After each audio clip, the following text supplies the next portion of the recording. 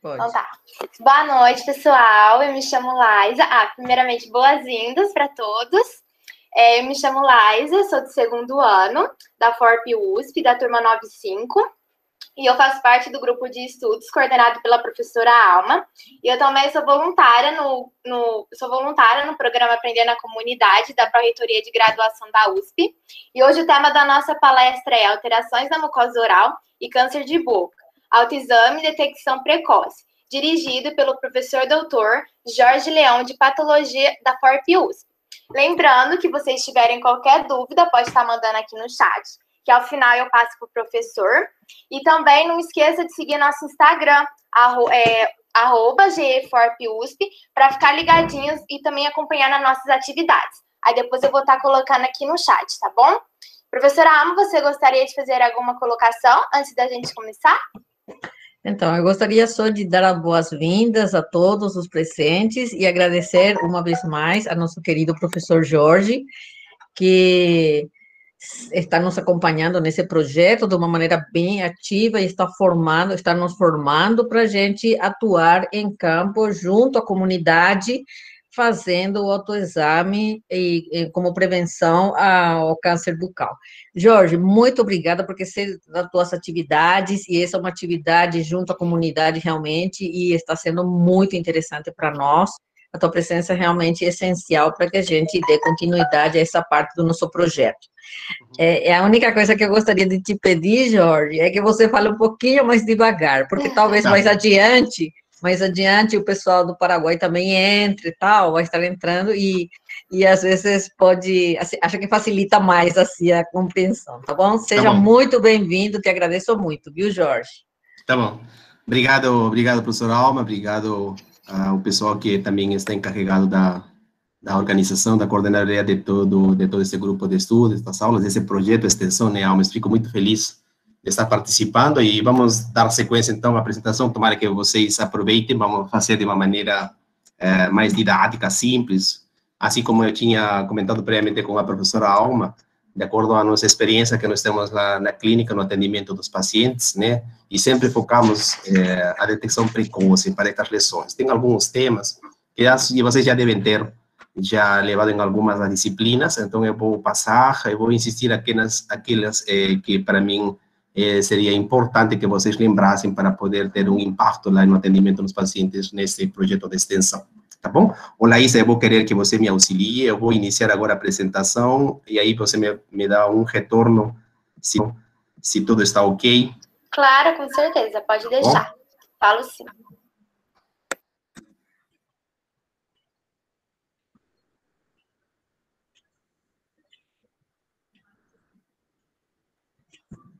E que, na verdade, para mim não vai aparecer, né? Não vai aparecer não sei se está projetado já o primeiro slide. Tá aparecendo. Agora eu vou passar no segundo, tá certo?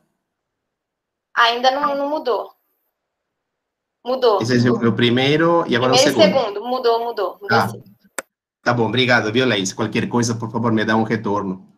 Tá bom? Imagina, pode deixar. Bom, então, beleza. Vamos, então, iniciar, pessoal, esta parte da nossa aula. Aqui comigo são 18h10. Tomara que seja proveitoso. Apenas para lembrar de nossa primeira parte, nós falamos sobre alterações da mucosa oral não relacionadas ao câncer oral, falamos sobre leucoplasia, eritroplasia, falamos sobre leucoplasia verrucosa proliferativa, quelite actínica, né, que sempre é necessário termos em consideração, nós como cirurgiões dentistas, para sempre enfatizar a detecção precoce dessas lesões que podem progredir para o carcinoma espinocelular, não? Nós já falamos, então, sobre essa importância do diagnóstico precoce na primeira aula, que eu coloquei aqui como parte 1, e nesta parte 2, nós iremos enfatizar as alterações que tem na mucosa oral em relação ao câncer de boca, e vamos enfatizar o autoexame, né, como que seria, ou aquele também que vocês poderiam fazer quando em contato direto com o paciente, certo? Algumas vezes existe a possibilidade de não fazer estritamente em um ambiente clínico, mas nós podemos, assim como este projeto de extensão está propondo, podemos fazer e ensinar esse autoexame, e nós mesmos fazemos exame nesses pacientes nos ambientes onde que sejam indicados em não necessariamente um ambiente clínico, tá? E o objetivo de tudo isso é justamente a detecção precoce, porque é uma pena o que acontece com o câncer de boca é que a grande maioria dos pacientes, né, chegam nos ambientes clínicos quando a lesão já é extensa, né, e o prognóstico certamente é muito ruim para esses pacientes. Então, vamos ver algumas coisas. Eu vou enfatizar alguns conceitos, por favor. Nesta parte, eu vou seguir assim a recomendação da professora Alma, de fazermos de uma maneira assim tranquila, pausada, enfatizando alguns conceitos, justamente para que vocês possam me seguir. E, por favor, dúvidas, perguntas, passem para a Laísa, ou ainda nós podemos, lá no final, estar respondendo para cada um de vocês alguns questionamentos, tá? Nesta aula, então, eu já dividi em duas partes. Vocês vão entender porque para mim foi importante dividir esta em duas partes. Eu dividi na primeira parte de anamnese e depois eu dividi em exame clínico. A anamnese é muito importante, não tem como separar do exame clínico, tá? E depois, por motivos acadêmicos, exame clínico também eu subdividi em exame físico. Vocês vão entender por que nós dividimos e qual é o objetivo de chamar um deles exame clínico, outro exame físico, aí para vocês entenderem. Alguns autores, eu não estou em contra disso, esse exame físico que eu vou chamar aqui também chama como sendo o mesmo exame clínico, mas vocês vão entender por que eu estou separando apenas por motivo acadêmico, didático, tá? Então, a anamnese, o que é a anamnese? Uma parte da estomatologia, né? Destinada a recordar todos os fatos relacionados com o paciente e seu estado de saúde, certo? Tudo que acontece. A anamnese, na verdade, é amnésia é memória, e ana através de. Então, tudo que você vai obter através da memória, isso significa anamnese. E os dados são coletados através de uma comunicação verbal, né? Sempre nós falamos, né? Por quê? Porque quando você fala de anamnese, você vai falar, nossa, vou interrogar o paciente, né?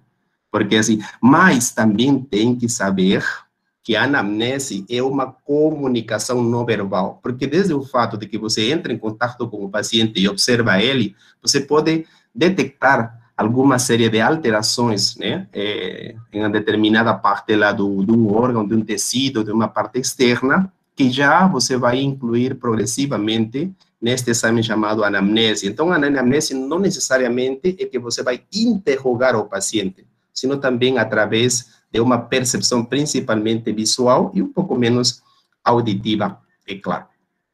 Tá? E da parte deste exame, isso daqui que nós vamos fazer, tá? Eu resumi aqui nesta parte, e destes próximas imagens também eu gostaria de agradecer muito o professor Matheus Henrique Dominguete, da Unincor, tá? Porque ele tem, e trabalhamos em parceria, tem fornecido também algum material didático nesta apresentação, queria agradecer muito ele. Então, na parte do exame da anamnese, aqui eu coloquei como exame clínico. Então, o exame clínico nós vamos dividir em anamnese, que é aquele interrogatório que pode ser verbal ou não verbal, e o exame físico, certo?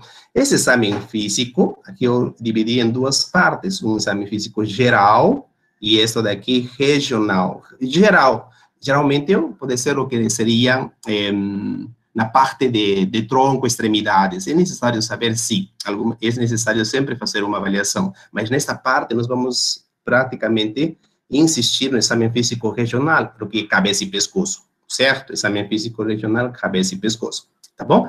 Desta parte do exame físico regional, então nós vamos entrar na parte do exame físico extrabucal e o exame físico intrabucal, certo? Vamos ver esse exame físico extrabucal e intrabucal. E isso daqui é mais ou menos um resumo do que nós pretendemos nesta aula, tá? Para vocês verem como que o exame clínico, vejam aqui, exame clínico termina no exame físico intrabucal. Tudo bem? Não podemos separar porque tudo é uma sequência. E através disso daí você constrói, tá? O exame físico intrabucal. Tudo bem?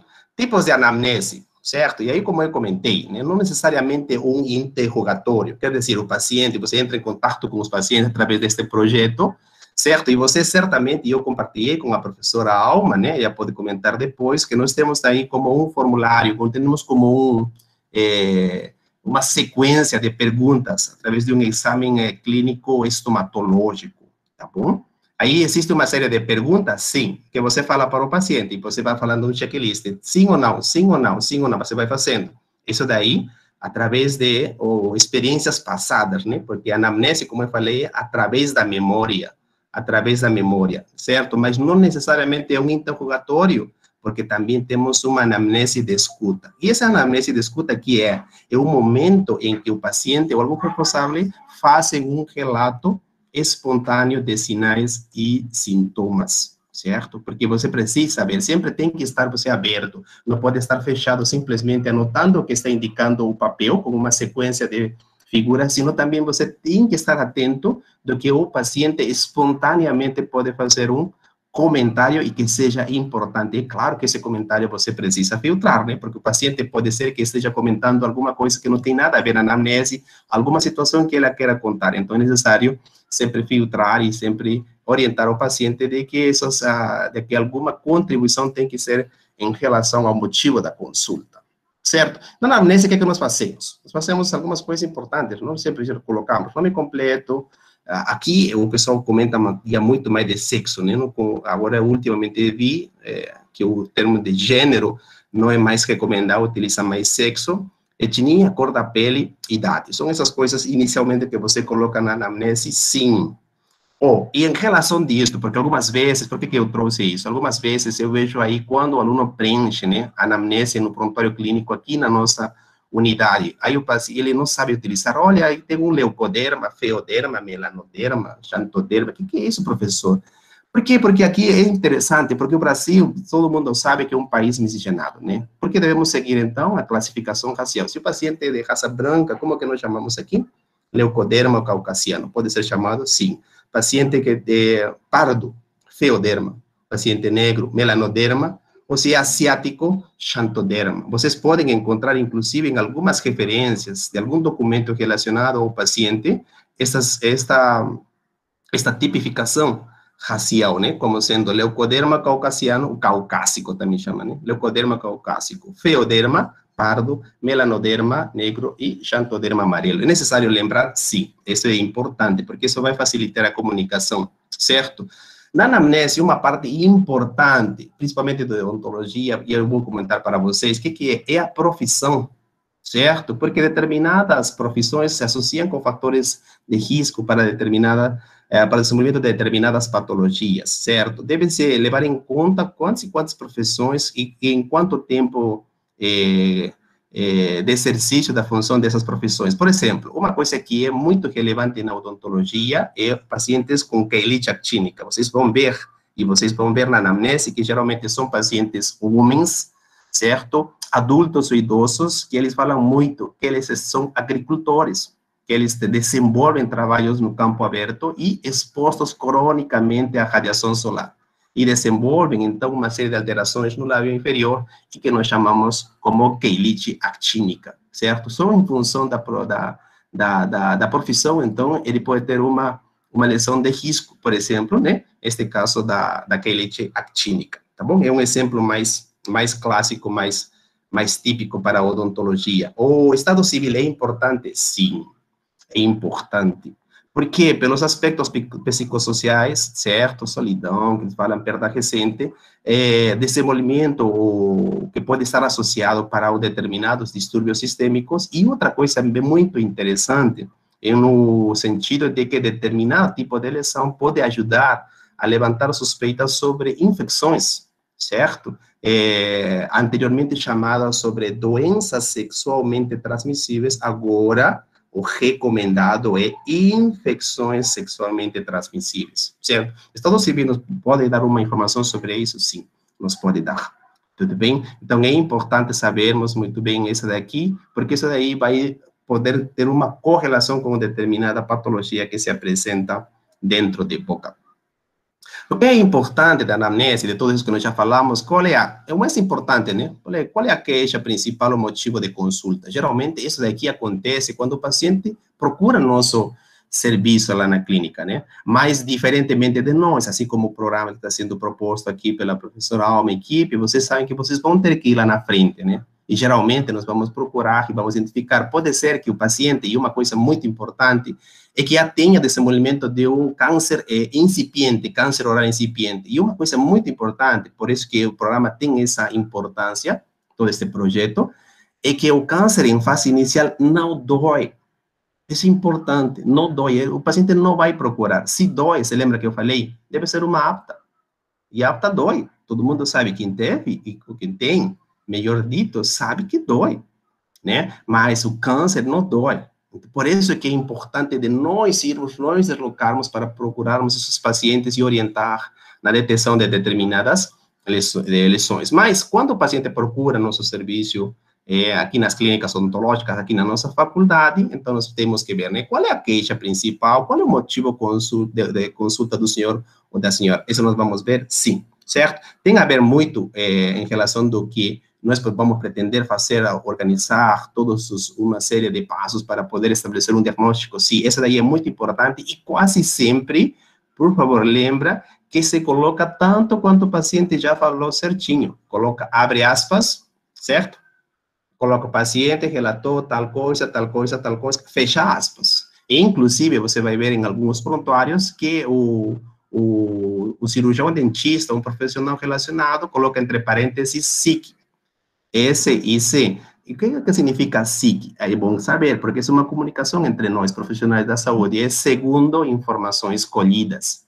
S-I-C. Às vezes ele coloca, por quê? Porque o profissional relata que ele praticamente fez uma tradução tanto exata quanto ele comentou. Isso é importante, sim, porque não pode ser adaptado ou interpretado por nós. Geralmente tem que ser um fiel reflexo tanto do que ele comentou e que tem que ser colocado como tal. Tudo bem? Então, isso é a relação da queixa principal, o motivo da consulta. Agora, uma parte importante. Ele falava assim, olha, doutor, eu tenho aqui um caroço. Geralmente falam isso, né? Os pacientes. Geralmente, porque é a linguagem que eles utilizam. Eu tenho um caroço, certo? Então, ele aí, o mais importante na sequência, qual é? É falar, é identificar, é perguntar, certo? Utilizarmos todos os meios para poder saber a história desse caroço, certo? Então, ele tem que fazer o quê? Um relato cronológico, certo? Desde quando começou, certo? Até o momento do autoexame, por exemplo. Ele viu que ele talvez falou, olha, doutor, eu estou me olhando no espelho e eu vi um caroço aqui no teto da boca, certo? Pode ser aí no palato, ele pode indicar. Certo? Quanto tempo? Olha, mais ou menos uns 6 meses. Isso é importante? É importante. Certo? Tempo de duração. Quanto? Em meses, em anos, em dias. É importante, sim. E tem que saber também se como que ele apareceu. Apareceu de um momento a outro? Ou foi pouquinho a pouquinho? Isso é importante. Se aparecer rápido, geralmente é de câncer. Se aparece em meses ou em dias, é câncer. Certo? Porque o câncer, ele é muito agressivo e o tempo de evolução, ele é curto. Certo? Então, quando ele é curto, o surgimento rápido, já estamos muito mais na fase de uma lesão que pode ser classificada ou diagnosticada como um câncer oral, certo? Tem exacerbação, isso é importante, certo? Ou manifesta alguma remissão, também é importante. Porque lesões do câncer é muito difícil ter remissão, concorda? Se aí o paciente fala, não, doutor, tenho uma úlcera, ela aparece, olha que importante esta dica, ó, porque essa experiência que eu estou falando para vocês, doutor, tenho uma úlcera, e eu falei para vocês que o câncer pode se apresentar como uma úlcera que não dói. Aí ela fala ao paciente, doutor, tem aqui uma úlcera, dói ou não dói? Ah, mas que interessante, doutor, que ele some e sara, e depois novamente aparece. Some, aí sara, novamente, e ele está mostrando de que existe um período de remissão e de cura. Isso daí faz o câncer? Não. E aí, através dessa história, eu estou excluindo essa possibilidade. É importante saber, sim. Fatores desencadeantes, é muito importante saber, sim. Tratamentos anteriores também. Por exemplo, fatores desencadeantes, muito importante em estomatologia, medicina oral, né? Estomatologia ou medicina oral. Por exemplo, tem uma úlcera, certo? E o paciente pode falar, doutora, tem esta úlcera aqui na borda lateral da língua, o local mais frequente de câncer de boca, né? Tem na borda lateral. Dói? Não, não dói. Aí, mas, doutor, é interessante que quando tomo um remédio, essa lesão que aparece. Então, ele está associando a uma causa e efeito, que não é critério para câncer oral. Então, todas essas informações é importante considerar, você vai organizando e vai construindo o processo de diagnóstico diferencial.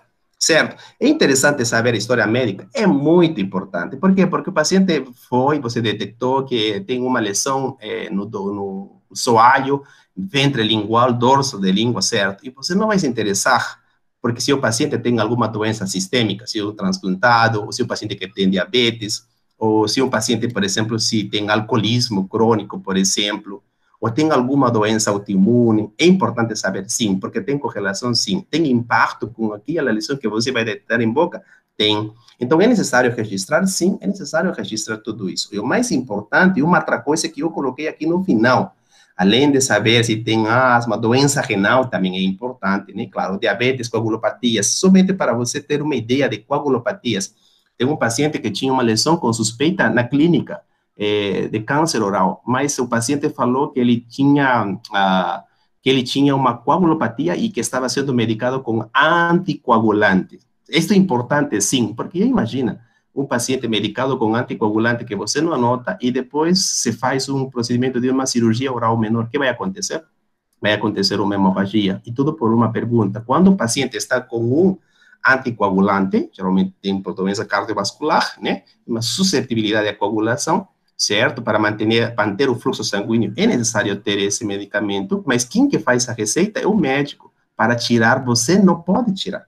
Porque você é o cirurgião dentista, quem que tem que tirar é o médico que aceitou esse medicamento. Então, existe essa comunicação do profissional, do cirurgião dentista com a equipe médica que fez essa medicação, certo? Isso é muito importante. E uma outra coisa da história médica, é importante que eu coloquei aqui em vermelho.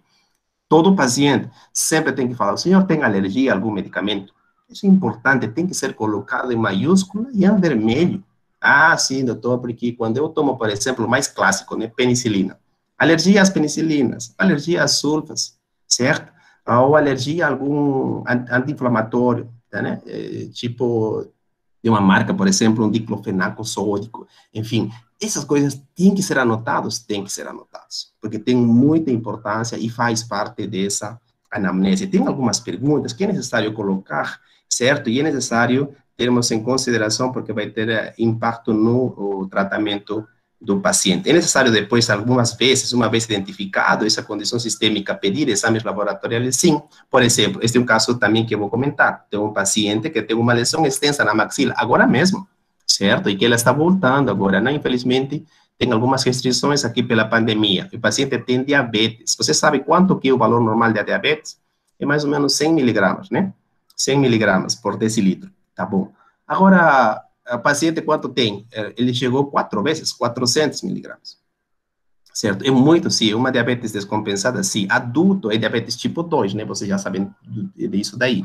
É uma diabetes. Aí, seria interessante fazer um procedimento cirúrgico? Não, tem que ser avaliado, certo? E aí que tem que solicitar, tem que entrar em contato com a equipe médica para ver se a medicação está correta e a fazer uma glicemia. Por isso é aqui de solicitar exames laboratoriais para depois fazer atendimento desse paciente. E uma outra coisa importante, nós vamos focar câncer oral? Sim. O que você vai perguntar? Os fatores de risco associados, né? Quais são esses fatores de risco associados? São o tabagismo, etilismo. Né? Isso é mais importante. O senhor fuma? Sim. Há quanto tempo? Há 20 anos. Quantos maços por dia? 1 maço, 2 maços. Falam isso? Sim.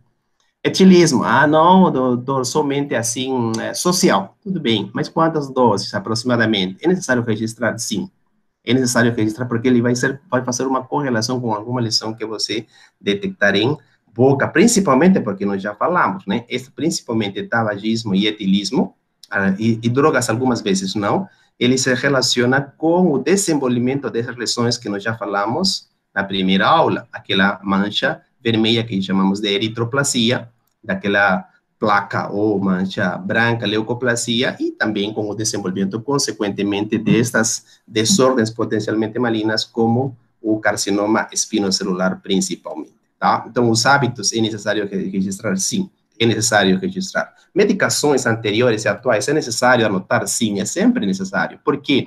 Porque o medicamento pode se relacionar com a presença de ulcerações, crescimentos orais, certo? É importante fazer uma correlação, sim, certo? Geralmente passa batido, né? Porque o paciente tem uma úlcera, aí você não sabe, deve ser traumática. O senhor não se preocupe, o senhor vai voltar, tente não machucar, certo? E aí você continua tratando esse paciente, e aí você vê, doutora, ainda tem essa úlcera, apareceu em outro local. Que o senhor está machucando em 2 locais. Não. O que está faltando? Anamnese. Por quê? Porque na anamnese você não perguntou se ele está tomando algum medicamento. Sabe-se, tá? Que não se faz essa anotação para poder saber, anotar, porque tem que anotar aí, está recomendado e ponto final, depois esquece. Não, não é esquecer, essa informação é valiosa, é valiosa. Por quê? Porque já existem dados na literatura de que alguns medicamentos se associam com o desenvolvimento de lesões na boca. E é necessário, sim. Pode ser lesões similares, por exemplo, com a leucoplasia, sim, certo? Pode ser ulcerações, sim. Então, essa relação de causa e efeito de um medicamento que pode induzir a lesão na boca, é necessário sempre ter ter em consideração, tá? E para poder estabelecer uma relação de causa e efeito nesses pacientes, tá? E como eu falei, as anamnese não somente aquele que você faz, e você faz um checklist, né? Sim, não, você faz a pergunta, né? Sim, não, senhor tal coisa, sim, não, senhor tal coisa, sim, não.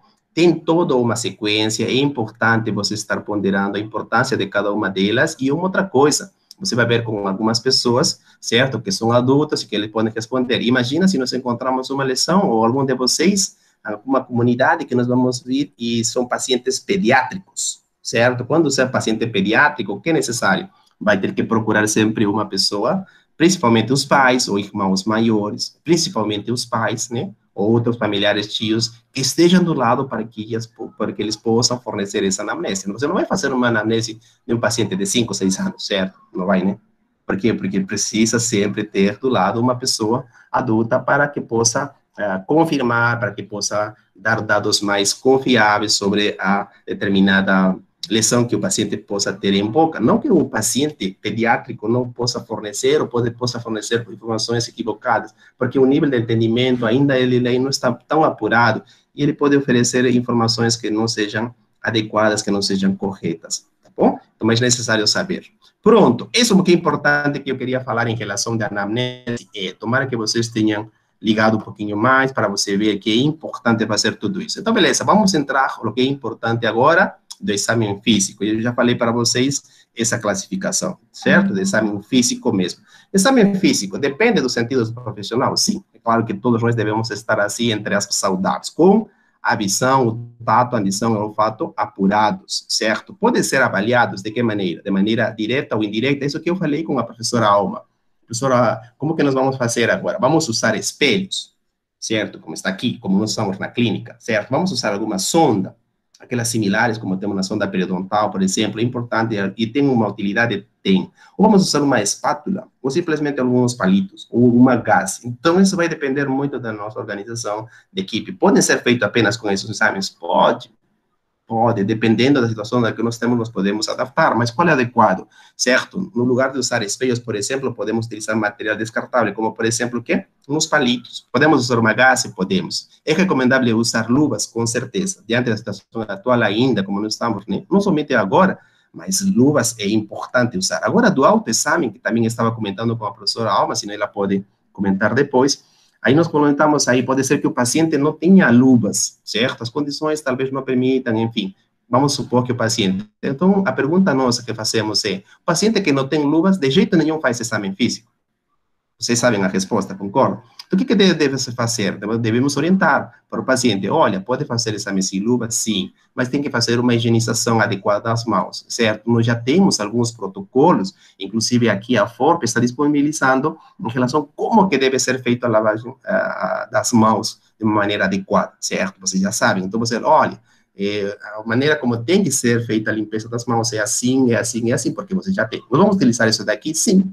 Nós podemos pegar esse vídeo, que deve ser uns 3 ou 4 minutos, talvez menos, inclusive, podemos passar para os profissionais, sim, podemos utilizar isso daqui, né? Eu estou aí ressaltando para com a professora Alma, para podermos utilizar e passarmos para esses pacientes, poderia ser uma maneira, tá, que de poder, digamos assim, driblar a falta de gás que alguns pacientes podem não ter, mas isso daí, com certeza que não exclui. Tudo bem?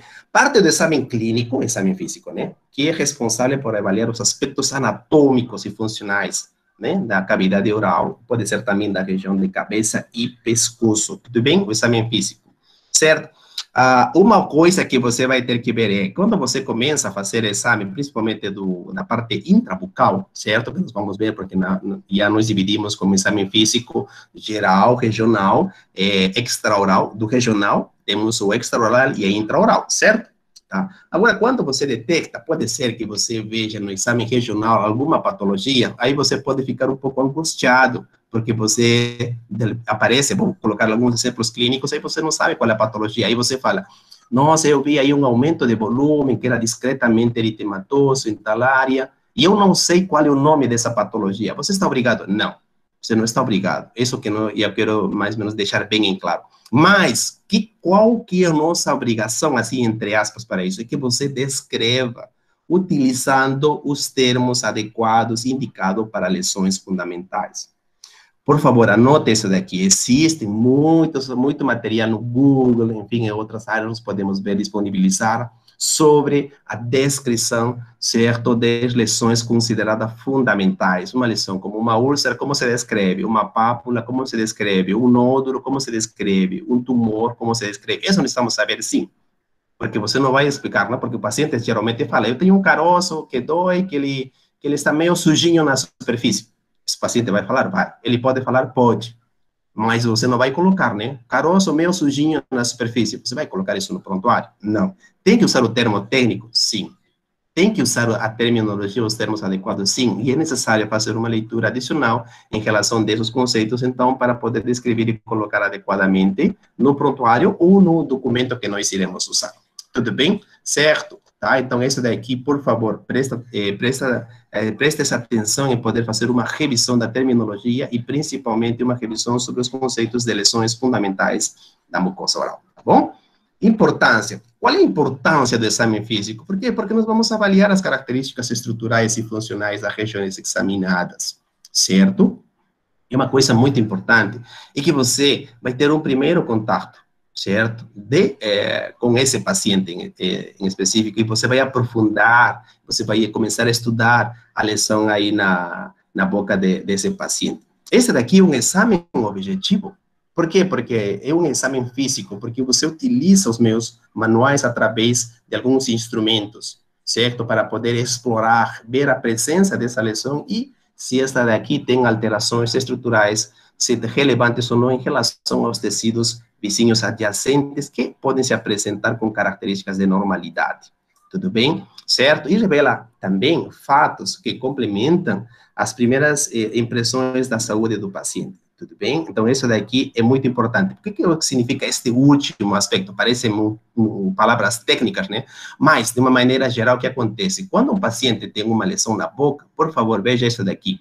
Se você está suspeitando de ser câncer, quais são as perguntas? As perguntas seguintes são, o senhor perdeu peso? É importante? Sim.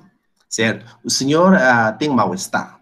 O senhor tem febre às noites? O senhor tem sudorese noturna? Essas são perguntas bem clássicas. Por quê? Porque pacientes que têm doenças malignas e que elas já estão infiltrando, estão em estágio já indo para não localizado, sino avançado, os pacientes começam a perder peso. E uma característica muito importante que eu tenho aprendido no serviço de medicina oral no Peru, é que sempre o meu professor falava, Jorge, quando você vê uma suspeita de uma lesão maligna aí, geralmente você pergunta, o senhor perdeu peso? E o paciente fala, não, doutor, nos últimos 4 semanas, parece que eu dei uma diminuída de 5 quilos, 6 quilos. É importante, sim, porque isso daí se associa com processos malignos. Tem a febre. Nossa, de vez em quando eu tenho febre, um mal-estar, geralmente relata. Então, são perguntas, tá? Que é muito importante fazer e com relação com determinada lesão na boca do paciente, você já pode estar construindo o seu processo de diagnóstico e eu mesmo poder sugerir uma neoplasia maligna intrabucal. Tudo bem? Agora vamos lá na parte do exame físico. Já falei que o exame físico nós vamos dividir em exame físico geral e regional, certo? O geral, isso aqui eu vou passar rápido, porque isso vocês já sabem muito, eu não vou me reter e eu vou entrar rápido e eu vou chegar à parte do exame físico, físico intraoral. Estado geral e sinais vitais. Tudo bem? É importante, sim. O estado geral, de uma maneira geral, assim como ele fala, né? Estado geral, e além disso, isso é subjetivo, né? Porque você vai classificar, olha, seu paciente, qual é o estado geral? Olha, como é subjetivo, ele fala, bom, ou regular, eu notei que eles estão um pouquinho assim decaído, preocupado, não está legal, tem alguma coisa. Ou no mal, por exemplo, nossa, ele perdeu de peso e tem sudorese noturno. Mal-estar, algumas vezes cursa com febre, mau estado geral, concorda? regular e bom. É necessário ter essa ideia? Sim. Um desses 3 pontos você vai colocar seu paciente? Sim. É importante fazer? Sim, porque essa daqui é uma primeira impressão subjetiva de um estado geral. Sinais vitais, isso aqui vou passar rápido, porque vocês já sabem, mantido aí em outros cursos, não é necessário, apenas trouxe aqui para lembrar. Pressão arterial. É importante? Sim. Vocês já sabem usar do estetoscópio, né? Certo. Olha, tem algumas recomendações, não sei se vocês sabiam, né? Tem que ser feito o paciente com repouso, certo? Ou atenção, que o paciente não pode ter fumado, né? Ou tomado um café nos últimos 30 minutos, né? O senhor pode passar para fazer a pressão arterial? Aí ele vai falar, não, doutor, só um momentinho, estou terminando meu cafezinho nos últimos 30 minutos, certo? Isso tem que ter esse cuidado, né? O paciente chega para a pressão arterial com um cheiro de café, assim, bem, café, gosto muito de café, delicioso aí, e recentemente, não. Olha, o braço tem que estar livre, sim, não vai chegar, né, que está apertado aí a parte lá da camisa, se um paciente, né, tem que estar livre, né, e o braço selecionado tem que estar relaxado e mantido ao nível do coração. Qual é o ideal? Isso aqui todo mundo sabe, né, 120 sistólica e 80 a diastólica. 120 e 80, sempre isso daqui eu falo. Isso daqui que vocês fazem, isso é importante saber. Pulso também, é bem rapidinho. Onde você utiliza mais? Na clínica, eu uso muito mais a radial, mas também saibam que tem outros que utilizam no pescoço, na carótida, no braço, principalmente no úmero, utilizam o branquial, e algumas vezes, e alguns outros, geralmente são aqui médicos, né? Pessoal médico utiliza o femoral, mas é necessário saber, né? Certo? Porque aqui que se avalia o estado da parede arterial, a frequência, o ritmo e a amplitude. Vejam aqui, ó. Geralmente aqui na parte, bem próximo aqui do polegar, onde está aqui a artéria radial, o pulso radial, geralmente se utiliza aqui para poder saber aí a frequência cardíaca e a textura e os componentes assim, de funcionabilidade do complexo vascular, né? Qual é? Este aqui é interessante, né? Ou não é o mesmo paciente, se vocês vão ver um paciente pediátrico aí, né? O paciente pediátrico, geralmente, ele tem um pouquinho mais de 80 a 100 batimentos por minuto. Já o paciente adulto, não, é menor. Certo? 60 a 80. 60, 80 a 100.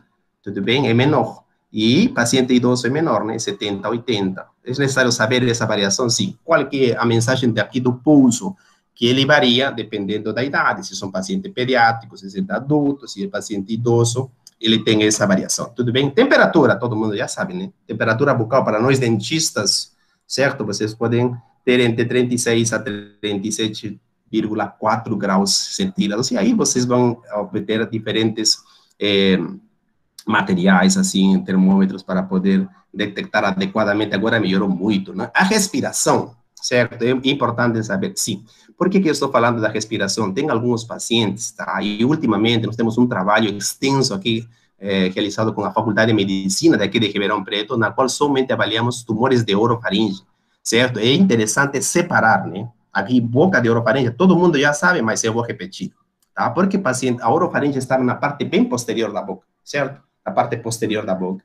Quais são os componentes anatômicos da orofaringe? Palato mole, úvula, istmo das fauces, tonsila palatina, base da língua, terço posterior da língua, tudo isso é orofaringe, sim. Certo? Quando tem um tumor nesse local, certo? O que vai acontecer com o paciente? Vai alterar a respiração? Sim.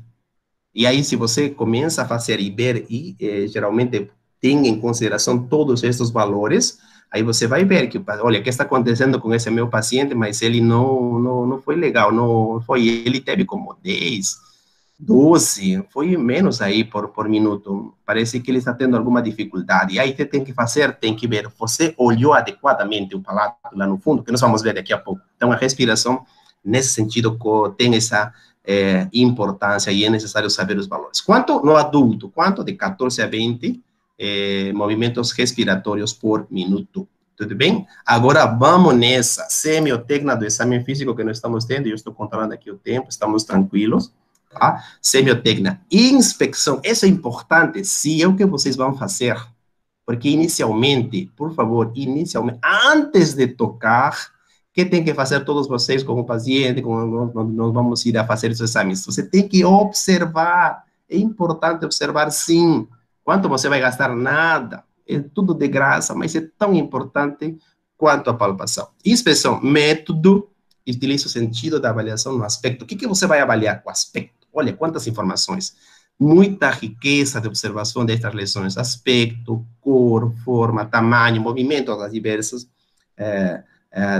áreas anatômicas onde você está avaliando. Você pode ver, tanto de uma maneira em repouso ou, inclusive, dinâmica, né? Dinâmica muito mais quando você avalia a parte geral. Em cabeça e pescoço, geralmente, você vai ver essa dinâmica, por exemplo, através do movimento da mandíbula, o movimento da língua.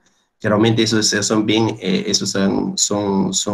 são dados que auxiliam muito nessa parte da inspeção, certo? Devem ser anotados? Sim, certo? E aqui é necessário, como eu falei, lesões fundamentais, se você observar e que estão ocasionando uma limitação dos movimentos, é necessário escrevê-las também, e vamos anotar tudo na ficha. Palpação, certo? E aqui no que nós vamos fazer, pode ter 3 formas. Digital, utilizando apenas a polpa dos dedos, certo? Vamos ver agora na parte externa. Bidigital, você utiliza 2 dedos, você pode utilizar apenas a polpa dos dedos, você pode utilizar 2 dedos, por exemplo, o polegar e o indicador. Por exemplo, na palpação de quê? Do lábio inferior. Tem que ser feito palpação, sim. A maioria não utiliza.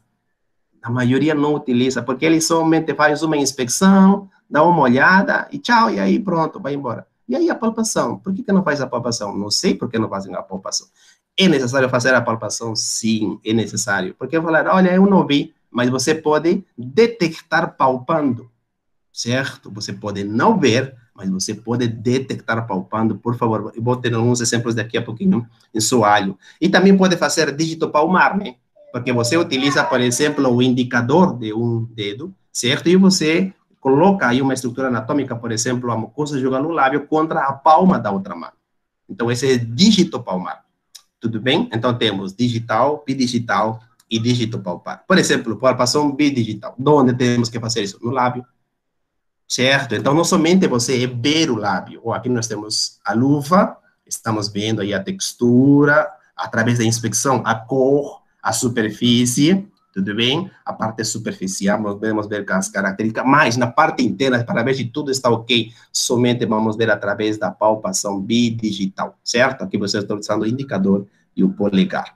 Palpação, vai ver muitas características clínicas através disso. Você vai ver a textura, se tem a presença de nódulos submucosos, porque a mucosa oral é o epitélio e o tecido conjuntivo da primeira aula, você lembra? O que está embaixo, o que é?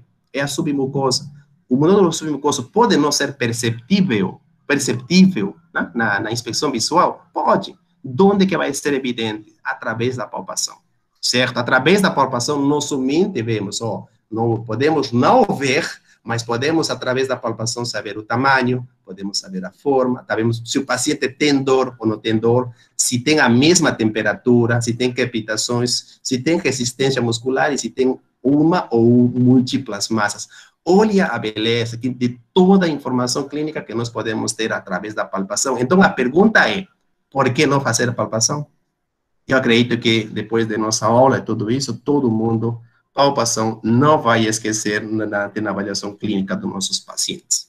Tudo bem? E esse aqui que eu trouxe, apenas porque ele é usado na clínica, você vai entender, e eu trouxe uma imagem clínica. Bitropeção, também conhecida como diascopia. Geralmente é utilizada quando lesões têm alteração de cor, principalmente hemangiomas ou malformações vasculares, por exemplo. E que caracteriza esta diascopia, este procedimento clínico? Para produzir uma isquemia na região e poder saber se tem ou não tem um componente vascular. Por exemplo, esse paciente tem uma lesão pigmentada que eu coloquei, não? Mas ela é elevada, certo? Através da inspeção, aí que está faltando palpação, eu vou começar a palpar e vou ver, olha, a temperatura é similar, parece que ele está bem delimitado, tá? Na parte interna ele é firme, ele é elástico, ele é friável, aí você pode fazer. E a diascopia, o que é, professora? Ele mostra para mim que você faça, porque você pode suspeitar desse daqui ser uma lesão vascular, isso, na verdade, com certeza que essa é a principal hipótese de diagnóstico, você coloca aí uma lâmina de vidro e tenta apertar, certo? E você vai ver que tem algumas áreas que ficam um pouco mais de cor de rosa pálido, significa aqui que você praticamente deslocou o conteúdo vascular para outras regiões, e aqui ele mostra claramente, certo, de que esta lesão tem um componente vascular. Essa daí é a visão diascópica. E o exame extrabucal, certo? No exame extrabucal, que tem que ver? Temos que ver aumentos ou depressões, deformações perdas de algum componente de tecido, assim como manchas, mobilidades, algumas alterações no local, sim. Por exemplo dessa daqui, a assimetria facial deste paciente que ele chega, certo? Geralmente vocês vão ver, são pacientes idosos que têm assimetria, pergunta o tempo de evolução, geralmente ele fala, doutor, de meses. Aí pergunta outro, o senhor perdeu peso? Sim, ultimamente meu pai, vai falar o familiar, ultimamente ele perdeu uns 10, 15 quilos, certo? O senhor tem febre? Geralmente tem um mal-estar, sim, ele sente aí o corpo dolorido, certo? Tem várias coisas, você já vai juntando a esse aumento de volume, certo? Essa simetria facial que vocês veem, infelizmente, deve-se a um carcinoma espinocelular que está se desenvolvendo na maxila neste paciente. Tudo bem? Então, esse daqui é o que nós vamos ver através dessa técnica. E, por exemplo, este é o paciente jovem, certo? Paciente jovem, que tem uma massa tumoral, né? Ou uma lesão nodular extensa no pescoço. Aí, paciente jovem nessa região, você vai falar o quê? Vai pensar carcinoma? Não! A idade é importante, sim, por isso você colocou na anamnese, certo? Por quê? Porque câncer em paciente jovem é raro. Não que não tenha, mas não é a principal hipótese de diagnóstico. Você tem que considerar outras possibilidades. E no pescoço, em paciente jovem, o que você tem que avaliar? Provavelmente é uma doença relacionada ao tecido linfático. Aqui nós temos linfonodos, e aí que queria entrar, certo? São pacientes que, por exemplo, neste caso, tem um tipo de câncer linfático, que se denomina um linfoma. Este tipo específico é um linfoma no Hodgkin, tudo bem? Uma neoplasia maligna de tecido linfóide neste paciente. E por que eu estou falando tudo isso? Por quê? Porque o câncer também tem uma apresentação similar. E nós vamos ver aqui na parte do exame extravocal. É importante saber isto? É importante. Tudo bem? O que são o tecido linfático, os linfonodos que formam parte dessas estruturas denominadas cadeias ganglionares? Por quê? Porque este tipo de tecido recolhe que a linfa, certo? E ela devolve tudo através de um complexo, de uma rede vascular complexa para o coração. E a linfa, o que é? A linfa é aquele líquido, certo? Que fica retido nos tecidos quando o sangue passa das arteriolas para as vênulas. Através dos capilares sai líquido, né? Mas somente uma parte volta, uma outra parte não volta. Esse tecido, esse líquido que não volta, que ele é rico em proteínas e células, tá? Ele se denomina linfa. E essa linfa volta, certo?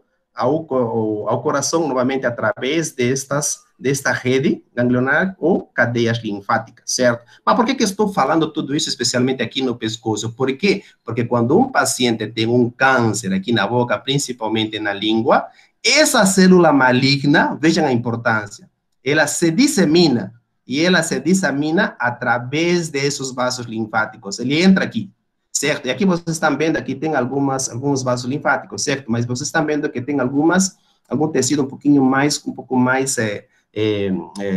tipo nodular, né? Com um arranjo um pouquinho mais oval. Essas estruturas denominam-se gânglios linfáticos ou linfonodos. E aqui é onde que a célula maligna se estabelece, começa a proliferar, e o que acontece com este linfonodo? Cresce. E é por isso que vocês vão detectar algumas lesões nodulares. Então, um paciente com câncer que está aqui, certo? A célula maligna pode se espalhar através do vaso linfático, se estabelece dentro deste linfonodo, esse linfonodo cresce e vocês podem detectá-lo tanto visualmente como através da palpação. Sim, isso é relevante? Sim, é muito importante. Por quê? Porque em condições normais, esses linfonodos não são palpáveis. Se você detecta, pode ser que seja uma manifestação já de uma doença metastática regional de um câncer de boca. Mas, professor, somente se aumenta com o câncer? Não, mas pode ser um processo inflamatório, sim. Por exemplo, este paciente teve uma faringite, ou ele tem uma sinusite, certo? Uma inflamação. Esses tecidos ganglionares aumentam? Aumentam. Mas tem alguma diferença entre tecido inflamado e tecido neoplásico? Sim. Tem essa diferença e nós vamos ver, tá bom? Então, aqui tem essa mesma característica, tá? Podem ser processos infecciosos e podem ser processos tumorais. Professor, mas como que identifico? Vamos ver. Temos umas dicas para poder identificar um aumento ganglionar ou uma linfadenopatia cervical positiva, que assim se chama, tanto no pescoço quanto na parte parotídea, que nós vamos ver. Vejam aqui, ó, por exemplo, o paciente aqui tem uns gânglios. Aqui o normal, aqui, esse daqui, certo? Mas aqui ele está inflamado, certo? Pode ser por uma inflamação? Pode. Tem diferenças entre um linfonodo ou um gânglio linfático inflamado versus um tumoral? Tem uma diferença, mas para isso que você tem que avaliar consistência, mobilidade e sensibilidade. Isso é importante. Tudo bem? Isso vamos ver daqui a pouquinho, vamos ver. Vejam, consistência, mobilidade, a superfície também, utilizam alguns, que é o rugosa, lisa, e a sensibilidade principalmente. Veja a quantidade de gânglios que nós vemos nos pacientes. Por que eu estou mostrando tudo isso? Eu não quero que vocês saibam anatomia com detalhe, não. Estou mostrando que ao longo da parte lateral da face e principalmente no pescoço, ao longo do músculo esternocleidomastoideu, existem umas estruturas nodulares que não são palpáveis em condições normais, que se denominam linfonodos, certo? Por que eu estou mostrando tudo isso? É porque quando um paciente tem câncer, pode ser em estágio inicial, a célula maligna começa a se disseminar e ela começa a atingir estes linfonodos. E eles podem ser perceptíveis, sim. E se detectados, é de grande valor, porque você pode estar identificando já um paciente com uma doença metastática. Tudo bem? Certo? Vejam aqui, temos um gânglio submentoniano, submandibular, sim. E principalmente drena, certo? O tecido que se encontra aqui, tanto do lábio quanto da ponta da língua. Os gânglios submentonianos e submandibular. E aqui, aqueles que estão no terço meio da língua, terço posterior, eles são drenados, a linfa, né, deste local. Se o câncer está localizado, claramente vai afetar esses linfonodos submandibular e o que se encontra na parte anterior do esternocleidomastoideu. Cada local tem um local, cada drenagem do tecido tem um local específico do linfonodo, sim. Vejam aqui a importância. Agora vamos lá, clínica, tudo bem? Essa daqui na parte que já sabe a clínica, o paciente aqui. Aí você vê e ele fala, doutor, olha aqui meu paciente que tem um aumento de volume aqui. Quando você começa a palpar, aí você é importante. Primeiro, o paciente fala, dói? Doutor, mais ou menos, não dói muito. Beleza, não está doendo, porque se fosse inflamatório, teria dor? Teria. Mas este daqui parece que não dói, ou dói pouquinho, e isso não está legal. Segundo, o que você faz? Você começa a palpar, se vê que a superfície ele é rugosa, não é legal. Ele favorece tumor. Se ele é lisa, favorece inflamação. E a coisa mais importante de tudo isso, você vai pegar com 2 dedinhos aqui, desta parte, e você vai tentar mexer, mover, para ver se ele é facilmente desplaçado, deslocado. E se você vê que ele não consegue se mexer, ele está aderido a planos profundos, esta daqui é um linfonodo metastático. Tudo bem? Professora, então, mas fala para mim se isso fosse inflamatório, como seria? Tá bom, se isso fosse inflamatório, seria o seguinte, palpo, dói? Dói. Sim, doutor, dói, não posso nem não encostar, tá bom. A superfície é lisa. Se eu tento mexer, eu consigo deslocar, eu posso levar para frente, para trás, para a parte mais posterior, para todo lugar onde eu quiser, eu posso levar. O paciente se queixa de dor, tudo bem, mas eu tenho que fazer essa manobra. Se ele é facilmente deslocável, não deve ser um linfonodo metastático, deve ser um linfonodo inflamatório. Olha a beleza dessas informações. Isso daí é muito importante. Então, nós temos um nódulo na região de cabeça e pescoço, e este paciente tem aqui câncer. Então, se tem câncer que o nódulo é fixo, você não consegue mexer. Segundo, mais ou menos não dói. Tudo bem? A superfície é rugosa e se você vê a consistência, ele é bem endurecida. Bem endurecida. Tudo bem? Essa é uma característica de um linfonodo metastático. Vejam este aqui, outro caso deste paciente. Doutor, aqui tem um aumento de volume aqui, você pode ser uma paciente que nós vamos avaliar. Aí você faz a palpação e aí você vê, olha, ele está endurecido. Dói? Não, não dói. Ele tenta você mexer, não consegue, a superfície é rugosa e ele é endurecido, certo? O que tem que fazer? Exame intraoral, rápido, por quê? Porque aqui já deve estar drenando todo, como nós já vimos na figura anterior, no terço posterior da língua e certamente, bem na parte posterior, certo? No pilar amigdaliano, bem na parte que corresponde já para a orofaringe, aqui já nós vemos o câncer, que ele está destruindo e que ele já deu metástase e se localiza neste linfonodo cervical superior. Essa é a relação, por isso que é importante fazer essa detecção e por isso que eu estou falando bastante em relação do quê? Em relação da palpação das cadeias ganglionares cervicais. Agora vamos lá, o que vocês vão fazer, certo? Como que eu faço, professor, a palpação? Eu faço dos linfonodos submentonianos. Como que eu faço? Olha, você inclina ligeiramente a cabeça do paciente e coloca os dedos e tenta eles deslocá-los, deslizando contra a parte interna da mandíbula. Assim vai ver. Se você detecta algumas estruturas aqui discretamente elevadas, aí você vai dar, olha, tem linfonodos. O que é o mais importante, dói ou não dói? A superfície é lisa, a consistência é pétrea, e ela é facilmente deslocável, certo? Esse é o grande diferencial para poder diferenciar de um tumoral versus um neoplásico. Olha aqui, os submandibulares. Você tem que deslocar discretamente a cabeça do paciente. Veja como utiliza as mãos, viu? Certo? Ele está inclinado discretamente e aqui se utiliza os dedos, ou os 4 dedos. E ele começa a procurar estruturas aqui na região submandibular. E claro que você vai ter que diferenciar da glândula submandibular, né? Porque tem alguns alunos que falam assim, professor, detectei um linfonodo, e foi na clínica, né? Aí eu falei, linfonodo, onde que está? Está aí na região submandibular. Que legal, que lado direito. E ele fala, e como que as características clínicas? Características clínicas, dói ou não dói? Superfície lisa ou não? Superfície rugosa? Ele está bem aderido à consistência, como que ele é firme. Ele fala, não, professor, ele está bem livre. Ele está bem livre, tá? Dói ou não dói? Não, não dói. Tá, então, por tudo que eu já falei, professor, deve ser um linfonodo inflamatório. Quando eu vou ver, o que é? É a glândula submandibular. Como vai diferenciar a prática? Você tem que fazer exame, certo? Você vai conseguir diferenciar. E uma outra coisa é, uma dica que eu dou. Se você quer saber se esse é um linfonodo, uma glândula submandibular, o que você faz? Você aí detecta esse, entre aspas, linfonodo versus glândula submandibular e aperta, certo? E você vê no soalho de boca, no ducto da desembocadura da glândula submandibular, se sai ou não sai saliva. Você aperta, se sai saliva, onde está? Na submandibular. Essa é uma dica, tá bom? E eu sempre dou isso para os alunos e você fala, você tem dúvida se é um linfonodo ou glândula submandibular, aperta, ordenha a glândula. Aí você vai no ducto de Vartum, e aí você vê, se sai saliva, você está praticamente confundindo a glândula submandibular com um linfonodo submandibular. Tudo bem? Aqui, os linfonodos cervicais. Os linfonodos cervicais, primeiro, 2 fases, aluno, ou menino.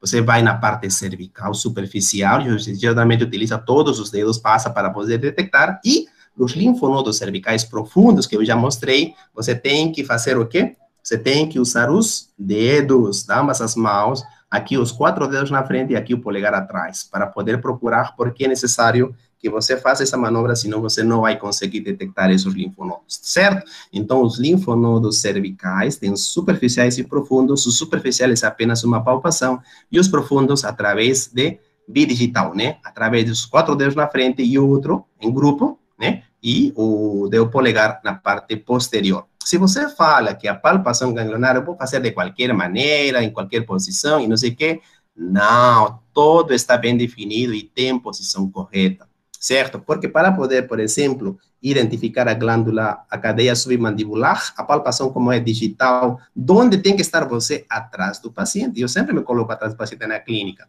E como tem que estar o paciente com a cabeça para baixo e para o lado onde você vai palpar. Tem manobras, estão tudo bem definidas? Estão. Eu faço já meio aqui automático, porque isso aqui eu já fiz bastante, né? Então, na minha cabeça já fica. Então, essa maneira de estar aqui, não preciso estar decorando, porque você tem que fazer, mas nós podemos fazer, vamos falar com a professora Alma, tá? Para podermos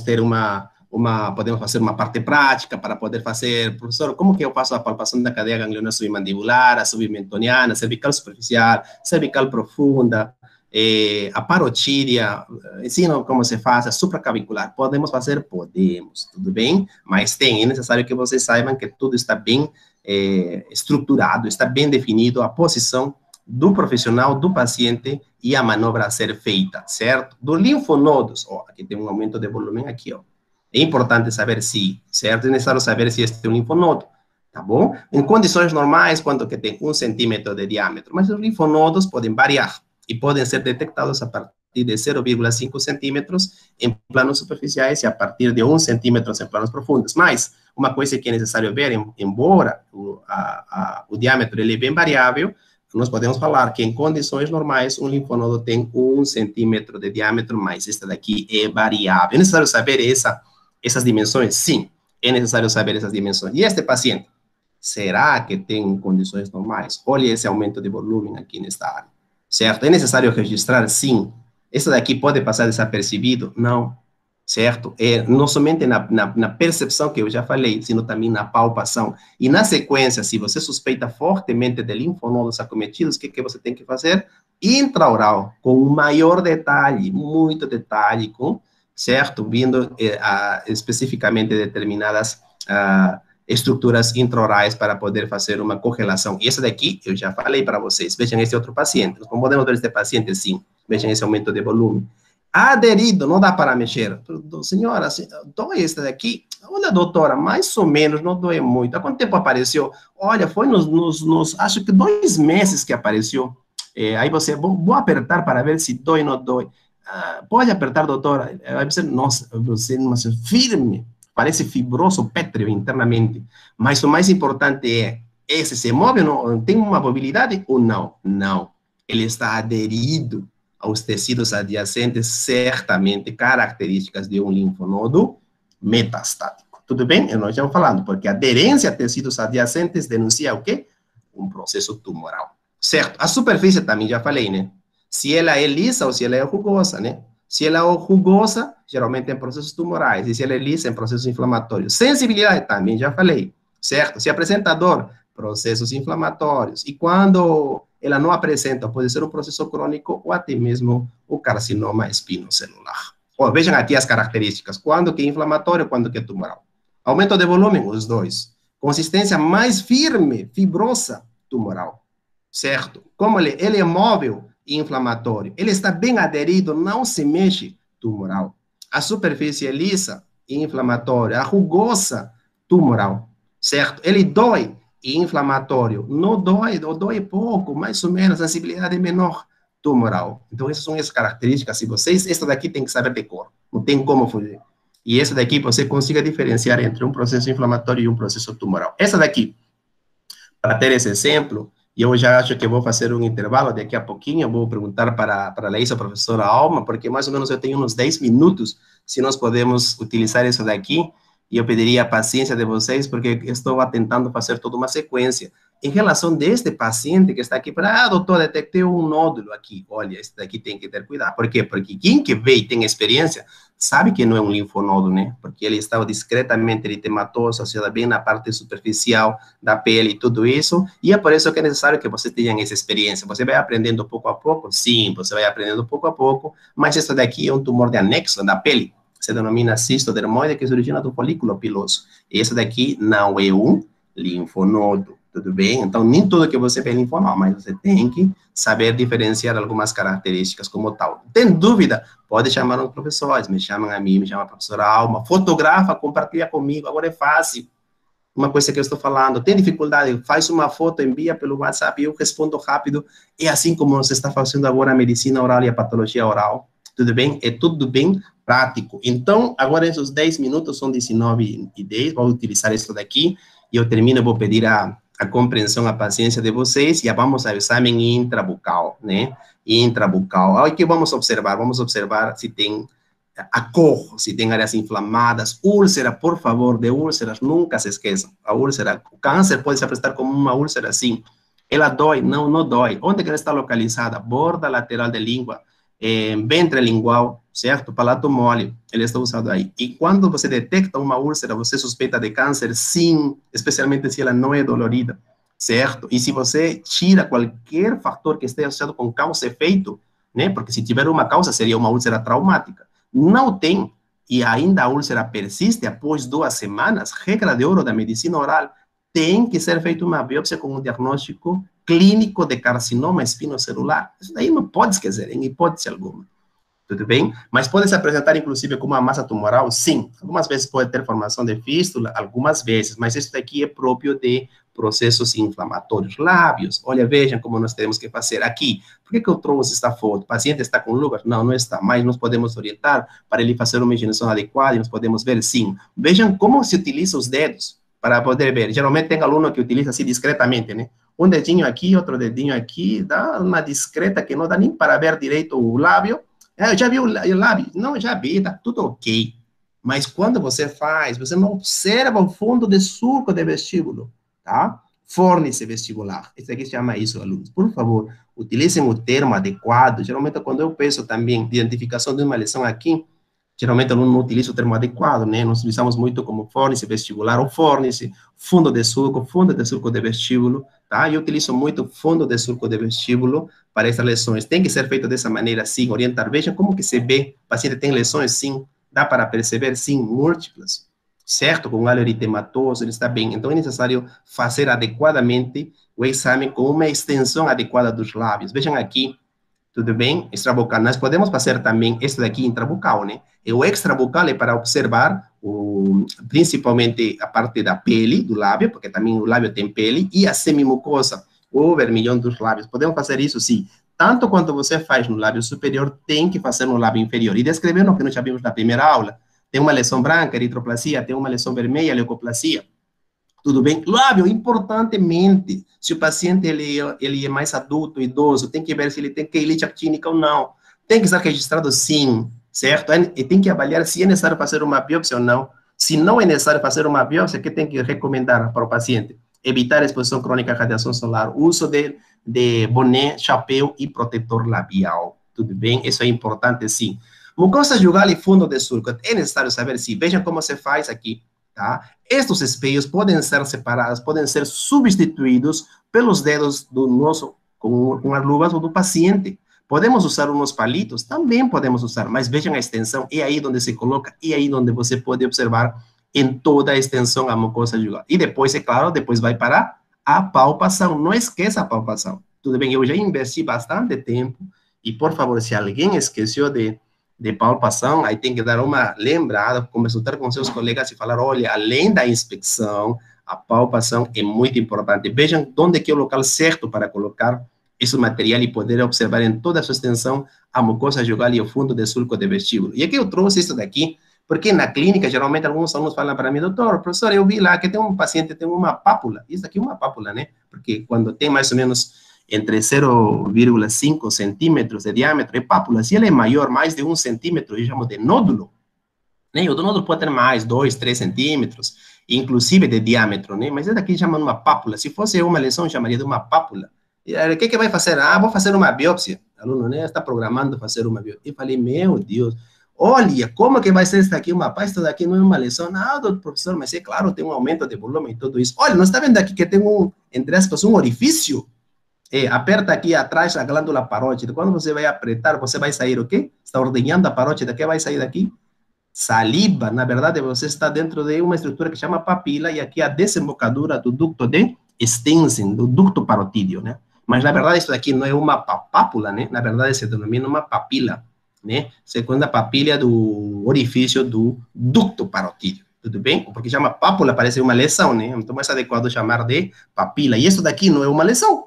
Tudo bem? Essa daqui é uma estrutura de normalidade, tem que reconhecer, por que eu trouxe isso? Porque eu já vi alguns alunos identificar isso como uma lesão, tá? Tipo uma pápula, mas não, essa é a papila do orifício do ducto parotídeo. Tudo bem? Na parte outra posterior tem que ser feito, sim. Olha, depois que tem que ser feita a palpação bimanual, uma vez que você faz, tem que palpar a parte interna, sim. Lábios também tem que ser feito. O processo alveolar, tudo bem? Esse daqui, se não tivesse dentes, como que eu chamo todos estes ossos? Eu chamo rebordo alveolar, tudo bem? Se não tivesse dentes, rebordo alveolar. Vocês fazem as próteses totais em que? No rebordo alveolar, tudo bem? Mas como aqui tem dente, como que eu chamo processo alveolar? Tudo bem? É importante saber se, vejam a extensão, como que eu faço. É claro que você vai fazer aqui unilateralmente, né? Aqui está em uma vista panorâmica bilateral, tá? Mas você faz principalmente aqui, observe a extensão deste processo alveolar em toda a sua extensão e ver se tem algumas alterações, e assim que tem que ser feito com uma vista bem ampla, que da maneira que permita detectar alguma alteração no mínimo detalhe. Tem alguns pacientes, certo, que não dói, mas eles começam a falar assim, professor, doutor, estou sentindo que está como crescendo o osso, que o paciente falou, inicialmente eu tinha 3, doutora, mas agora eu vou contar, 1, 2, 3, 4, aqui pareceu pequenininho, 5, 6, 7, 8, na verdade, alguns pacientes apresentam assim. Isso daí é um processo maligno? Não. É uma lesão maligna? Não. É um crescimento do osso que pode se observar na superfície vestibular, frequentemente maciça, algumas vezes também na mandíbula, mas na superfície vestibular, e que isso se conhece como exostoses ósseas. Pode ser observada, sim, não tem que ser reconhecida como uma preocupação, simplesmente se faz o procedimento cirúrgico para remover, né, essas lesões, essas protrusões ósseas, como está aqui, e se resolve o problema, tá? Mas não, então tem que dar uma tranquilidade. Então, não somente a detecção do câncer oral, nós podemos ter oportunidade de detectar algumas outras variações da normalidade, ou crescimentos que não são processos neoplásicos, e detectando, nós passamos para o paciente e deixamos ele mais calmo para que ele não vai pensar, porque tem uns pacientes que pensam que toda alteração na boca, alteração entre aspas, né, na boca é câncer, e não é assim, tudo bem? Língua, o mais importante que sempre falei. Qual é o local mais frequente de câncer na boca? Né? Local mais frequente? Língua. Local menos frequente? Língua. Qual é a diferença? O local. Enquanto dorso, vejam como que tem que ser feito para o paciente. É assim como nós devemos detectar, orientar nossos pacientes, né? Para fazer o dorso da língua. Olha a extensão aqui na parte posterior. Claro que nem todos vão fazer assim como esta paciente fez, mas nós precisamos ter mais ou menos qual seria a amplitude dessa abertura bucal para poder observar adequadamente a língua, né? Nós podemos observar aqui no dorso lingual que estão com características de normalidade. Podemos utilizar a gases, sim, para observar o lado direito, para observar o lado esquerdo. Podemos colocar o palito aqui também. Podemos colocar o palito para poder observar a parte mais posterior, principalmente ao orofaringe. O importante, borda lateral, por favor, uma parte, e eu estou terminando. E quando vocês fazem o exame, aí você coloca gás. Eu falei para a professora Alma, professora, vamos, por favor, falar para os alunos usar as luvas CHC. Para quê? Para esta manobra. Por quê? Porque esta área, terço posterior, se você não faz, um câncer localizado nesta região passa batido.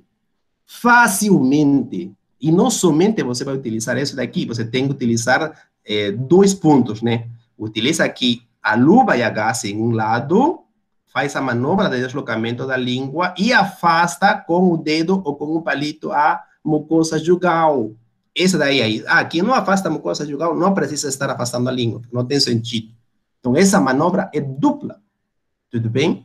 Essa daqui tem que ser feita todo paciente. Todo o paciente vai poder fazer um autoexame. Não, geralmente ele não faz, mas se nós orientamos e falamos para ele, olha, o senhor tem que fazer da borda lateral, terço posterior da língua. Como faço, doutora? É assim, é assim. Ele pode fazer com os 2 dedos indicadores? Pode. Mas ele tem que treinar, ele tem que fazer, nós temos que orientar. Geralmente, quando um câncer não se detecta aqui, ele fatalmente, que ele vai aparecer o pescoço positivo, e eu já falei para vocês. Quando observa o pescoço positivo, quer dizer que aqui houve uma deficiência em detectar o câncer no terço posterior, borda lateral da língua. Tudo bem? Então, esta manobra é fundamental. Daqui não pode esquecer. Tudo bem? Ventre lingual e soalho, nós temos que ver como que é a textura da língua, o soalho. Temos que observar, professor? Não, também você precisa palpar. É importante palpar. Tudo bem? Certo? Isso pode fazer apenas com aquela parte que eu posso pedir para o paciente fazer esse procedimento, pode. Mas, além disso, você fala para o paciente, senhor, vai colocar aqui o indicador e você vai passar discretamente aqui no soalho e aqui na ventre lingual. Se o senhor detectar um aumento de volume, um carocinho, podemos falar isso para o paciente, tem que rapidamente nos notificar. Por quê? Olha, aqui nós temos a glândula sublingual. Regra de ouro na medicina oral, certo? Quando aparece uma neoplasia de glândula salivar sublingual, da glândula sublingual, certo? A chance de ser maligna, olha, anotem isso daqui, 80% a 90%. Na prática, significa de que qualquer neoplasia que surge na glândula sublingual, aqui no soalho, é praticamente maligno. O paciente tem que ser encaminhado assim. Como que ele vai detectar em estágio inicial? Com observar, professor? Não, com a palpação. A palpação, por isso que eu já falei, insisti bastante em tudo isso. Isso daí temos que falar para o paciente, sim, quase ninguém faz. Passar os dedos indicador, soalho da boca, fundamental. Detectou qualquer carocinho, aumento de volume, rapidamente encaminha. Porque se é neoplasia de glândula, quase que sempre vai ser diagnosticado como um adenocarcinoma de glândula salivar. Tudo bem? Isso daí é importante. Soalho outra vez, veja como a textura, como o paciente tem que ver, certo? Tecido, cor de rosa pálido, passa aqui o dedo da língua, não esqueça, não, por favor. Aqui é a parte posterior, principalmente bem na parte posterior, é a glândula, aqui tem uma desembocadura, né? De Wharton e Bartolini e Rivinus, da glândula submandibular e sublingual, porque a sublingual, ela tem vários pontos de saída aqui, né? Desembocadura, enquanto a submandibular, perdão, faz aqui apenas no Wharton. Veja aqui a saída, outra vez. Certo? É necessário saber? Sim. Tenha muito cuidado nesta região. Esta região tem que ser bem macia, certo? Não pode observar nenhum endurecimento, nada, não pode ter, certo? Tá? Quando o paciente detecta, se ele detecta, geralmente é quando está em estágio avançado. Por que que ele não fez? Porque ele não fez palpação. Tudo bem? Isso daí é importante. Vejam aqui. Não tudo que se detecta aumento de volume aqui é maligno, não. Algumas vezes pode ter uma cialadenite. Vamos fazer diferenciar. E como que eu diferencio? Porque quando você avalia, geralmente faz uma palpação, existe uma saída de um líquido purulento. Se não me engano, uma cialadenite infecciosa, não cialadenite aguda, tá? Que geralmente ele é infecciosa, geralmente associada mais com bactérias. Tudo bem associado, mas podemos diferenciar, mas qualquer outra coisa, você pode já detectar e encaminhar tudo isso para poder fazer uma análise mais minuciosa conosco, uma cialadenite infecciosa. Estou terminando já. Aqui temos o palato, vejam aqui a extensão, vejam como que o paciente tem que fazer, ó. Olha, o senhor vai lá, vai vendo aqui no espelho, vai vendo na extensão. É claro que o paciente não vai conseguir ver, mas talvez, e uma coisa que nós podemos enfatizar com a professora Alma, que o autoexame não é necessariamente de uma única pessoa, pode ser que ele esteja duas pessoas. Isso eu comentei na última vez com a professora Alma, podemos potencializar assim nossa recomendação, porque na casa geralmente tem 1, 2 pacientes, aí faz aí, peça para o paciente abrir a boca, mostrar na extensão o palato e ver para o paciente, olha, se você está observando alguma coisa, você pode fazer uma foto, aí ele avalia, tem diferentes maneiras de poder ver, certo, para poder detectar qualquer alteração, inclusive que pode observar aqui no palato duro e aqui no palato mole, certo? As estruturas, olha, essa daqui, palato mole, essa aqui é a úvula, essa aqui são as tonsilas, tudo essa estrutura é a orofaringe. Tem que ser observado, sim. Então, não somente pode ser do paciente, pode ser através de um auxílio com outro paciente, ou, inclusive, através de uma foto ou de um outro paciente que esteja avaliando de uma maneira indireta, de tal maneira que possa oferecer mais informações sobre alterações nesse local que não é fácil, certo? Aqui, ela observou, sim. Isso pode ser observado através do paciente no exame autoexame através de um espelho? Pode.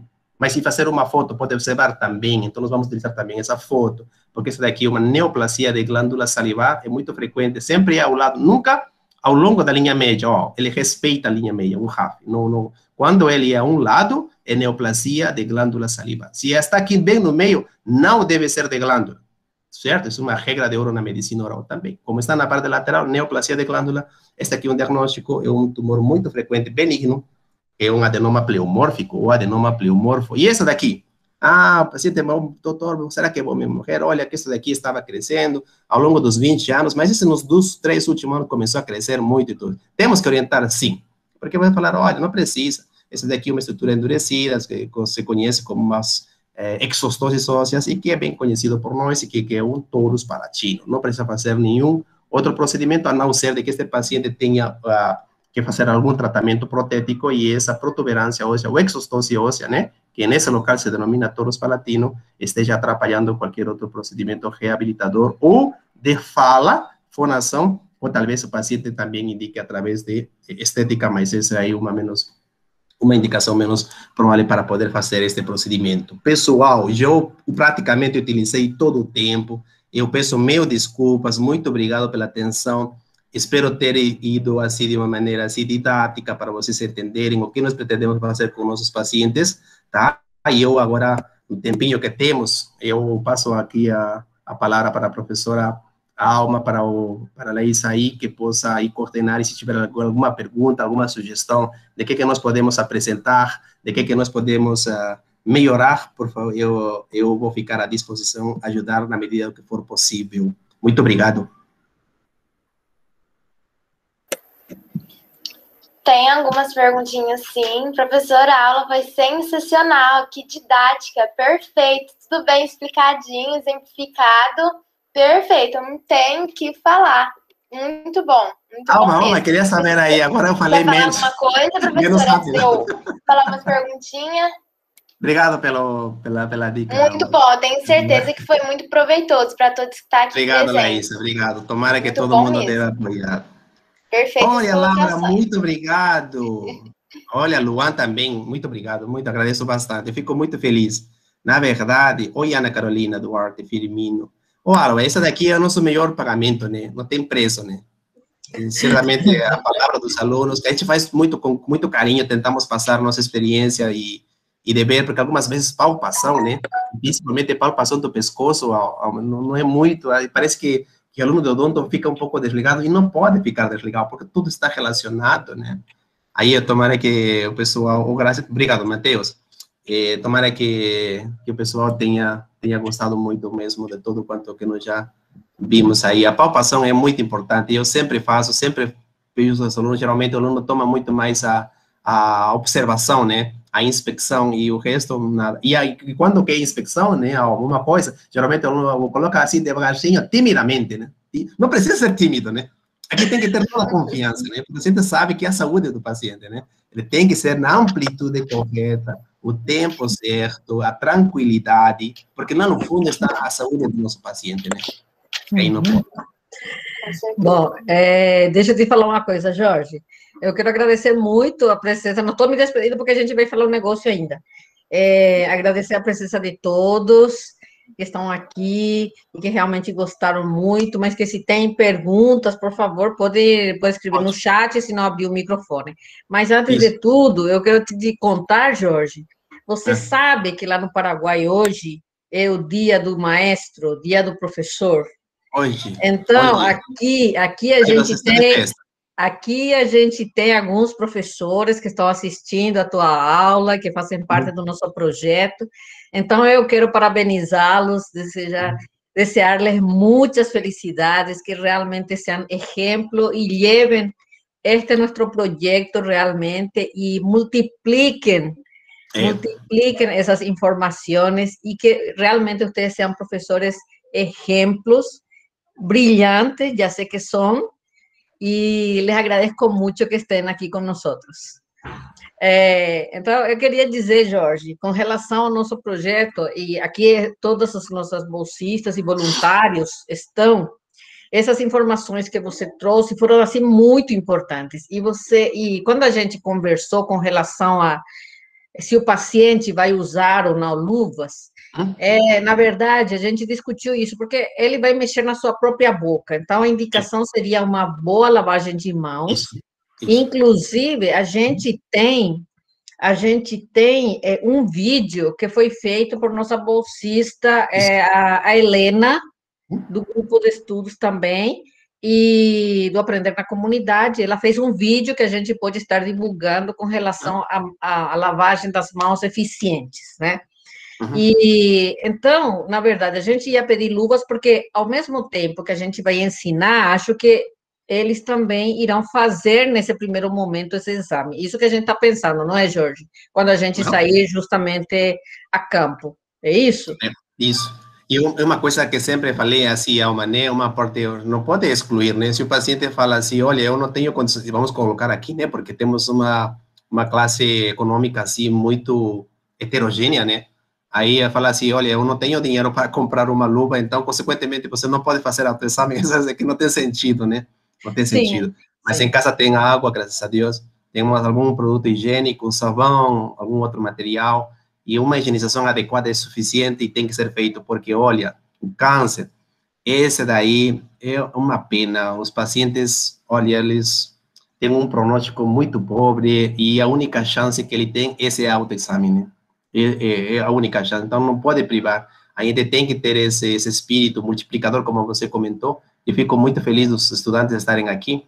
Com certeza, eles vão também difundir, e o projeto, né, Alma, que você tem, ele tem um impacto, assim, muito, muito grande. Eu estou muito contente, porque geralmente eu fico no laboratório, né, fazendo pesquisa, como você sabe, mas essa daqui, sempre falaram para mim, Jorge, o bom patologista, o bom estomatologista, assim como a professora Ana também, ela faz, né, tem que sair à comunidade, tem que procurar, tem que fazer, porque essa daí é a nossa função como cirurgiões dentistas. Nós fomos formados, graças a Deus, em uma instituição muito boa, os alunos estão sendo formados, né?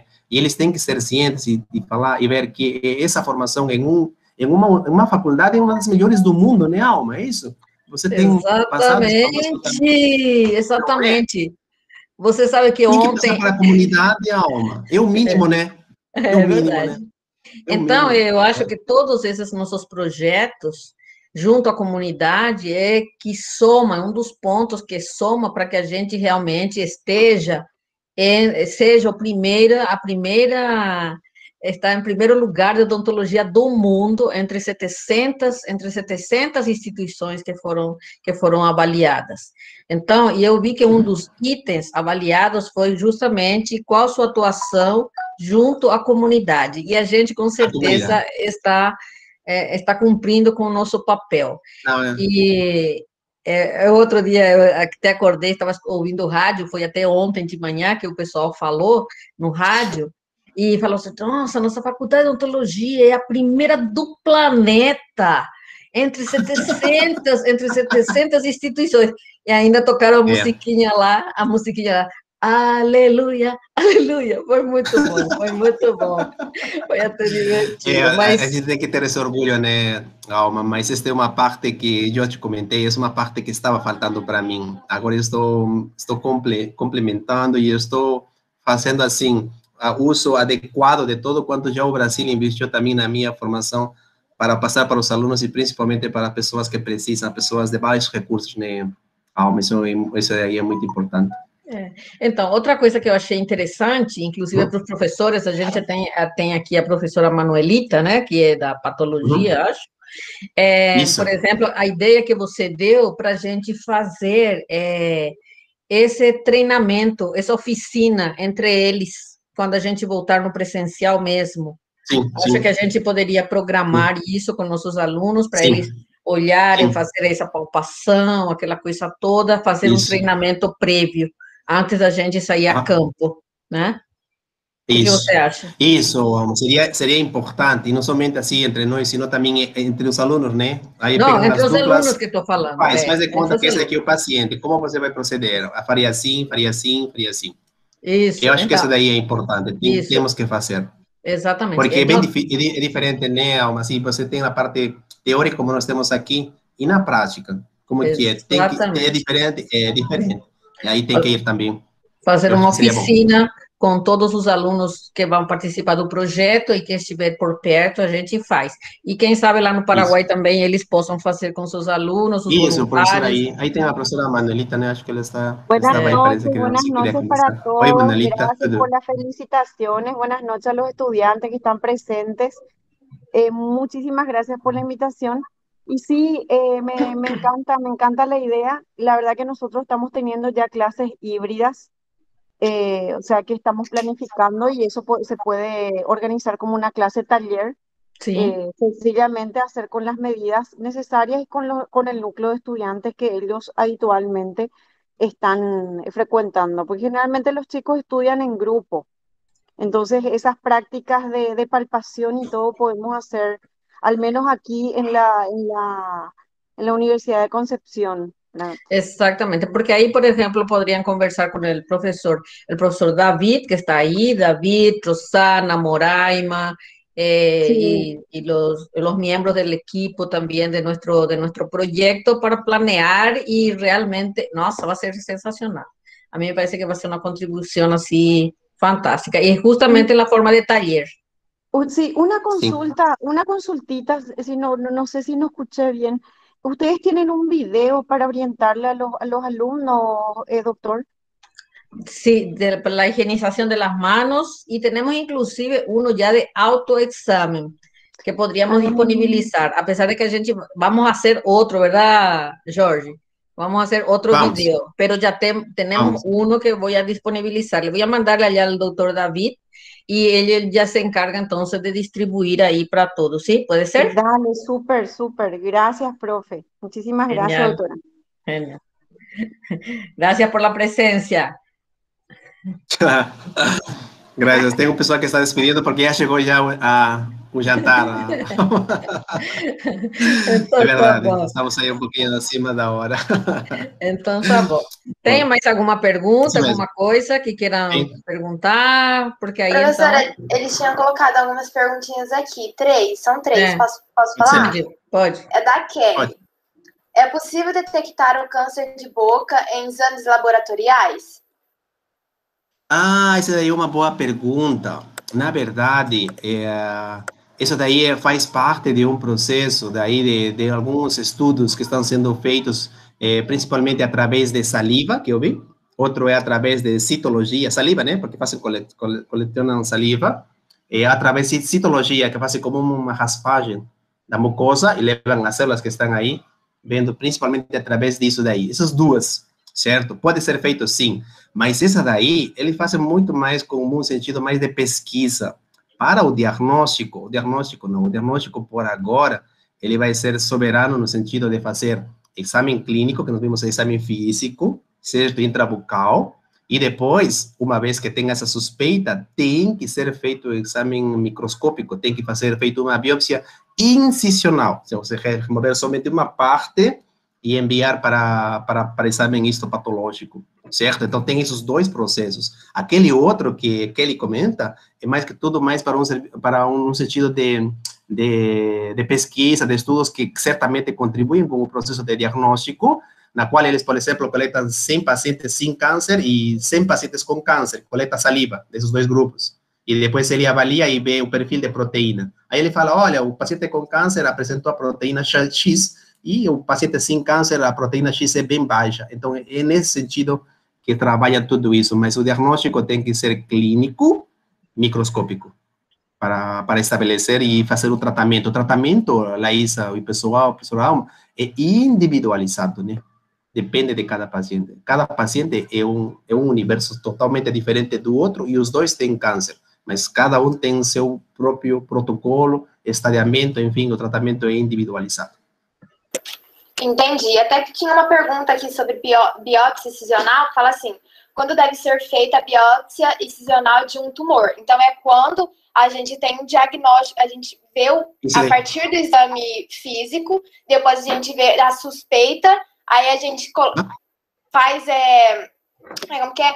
Exame físico, né? Primeiro, e depois a gente leva para a microscopia, e aí a gente tem o diagnóstico e depois é feita essa biópsia incisional do tumor, quando a gente tem o diagnóstico completo. Então, isso. Sabe como que funciona essa aqui, Laísa? Bem rapidinho. Isso, eu tenho suspeita de malignidade, eu tenho suspeita na clínica, na suspeita de malignidade, sempre, Laísa, sempre, biópsia incisional, somente removo uma partezinha. E eu mando para a patologia, aqui na FORP, eu que faço essa análise. Tudo bem? Aí, com essa parte pequenininha, que é uma biópsia incisional, aí eu diagnostico como carcinoma espinocelular. Esse paciente vai para a medicina, já não tem mais que fazer na odonto. Porque quem que trata a neoplasia maligna, o câncer, é a equipe médica de cabeça e pescoço, a equipe de cirurgia. O dentista não trata câncer, certo? E lá, o que eles fazem, Laísa? Eles removem o tumor inteiro, com margens de segurança, e podem tirar os linfonodos daqui do pescoço. Você lembra que eu falei da palpação? Porque o tumor já pode ter sido espalhado já no pescoço, e aí eles chamam essa daí, eles chamam peça cirúrgica.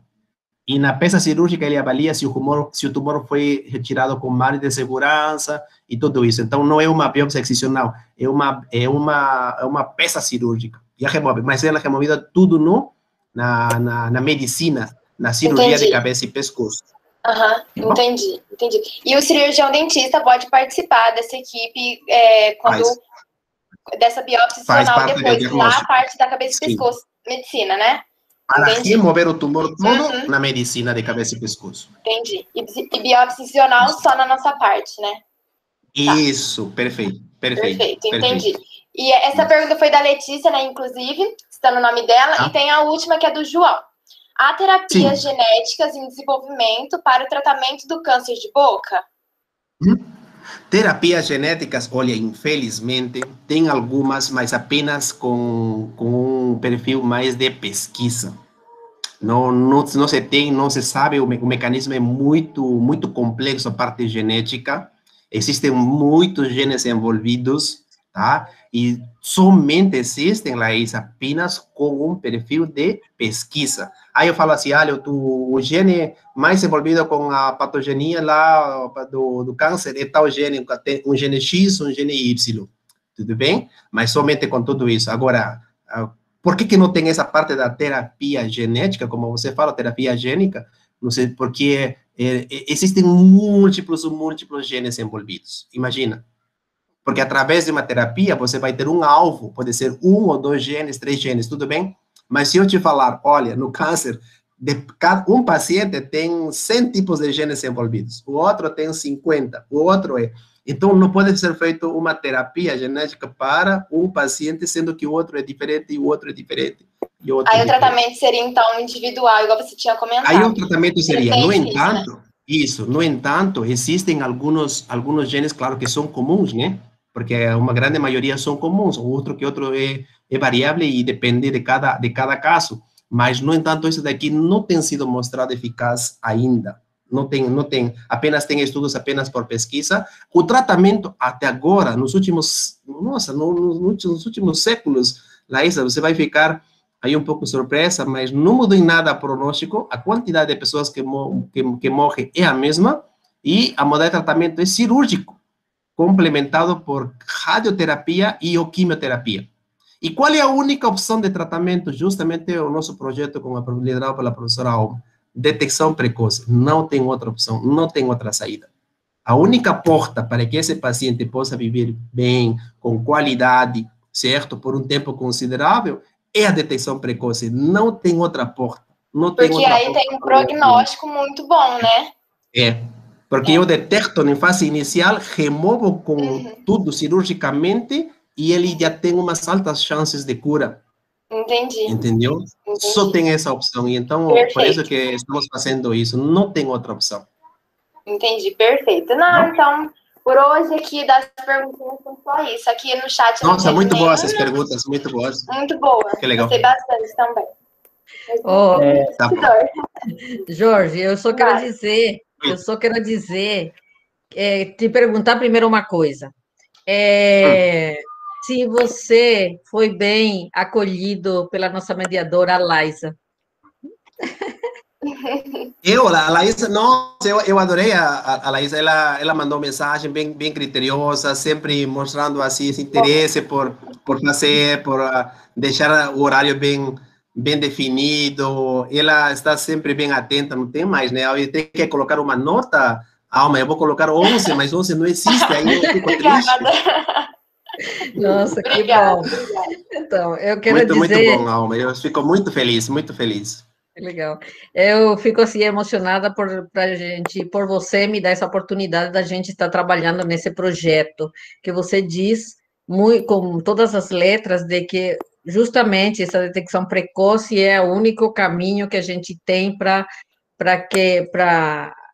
lutar contra essa doença, entendeu? E muito obrigado mais uma vez. Eu quero agradecer a todos a presença e a Professora, gente vai... vamos tirar uma foto, né? Quem puder abrir a câmera. Olha, eu vou querer. Gente. Ô, Laísa, manda para mim a foto, por favor.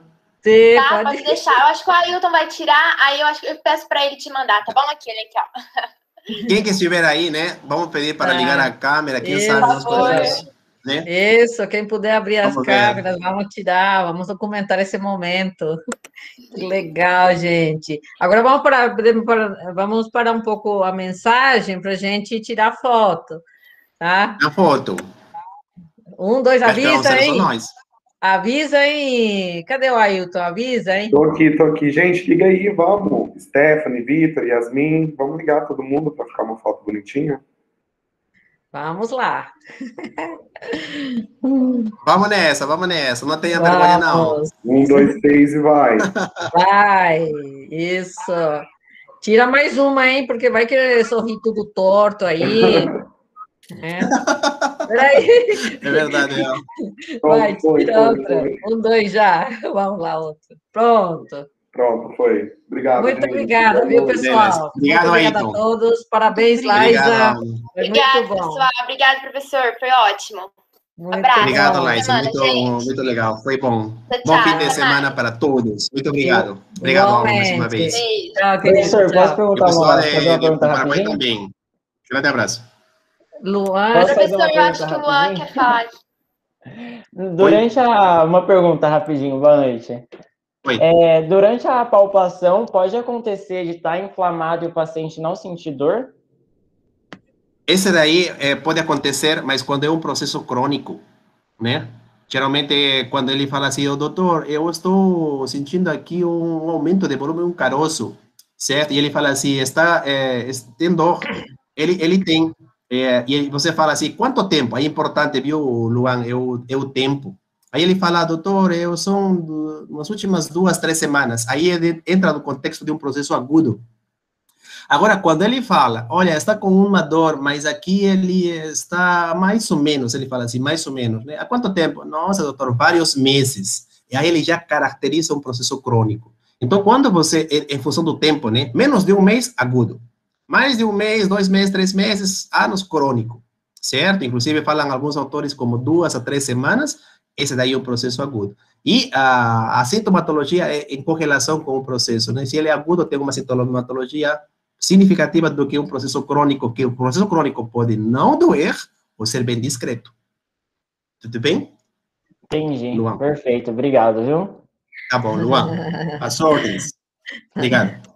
Abraço, Então tá. pessoal. Tchau, professor. Boa noite. Tchau, até mais. viu? Até a Tchau, tchau, próxima. Boa noite. Boa noite. Tchau. Obrigado, pessoal. Tchau. Gente, eu sei Até que mais, acabou, mas Alma. já que o Luan perguntou isso, uma perguntinha relacionada à palpação Opa, também pode de falar. nodo. Pode? Desculpa. Só Pode, pelo Vitória. Ok. Hoje eu vou ligar minha câmera. Oi. Oi, Vitória. Hoje Pode eu falar. tive a primeira aula, assim, para fazer na clínica palpação, né, de um sonodo. E teve um dos alunos que era o teste, ele tinha muita tensão muscular mesmo.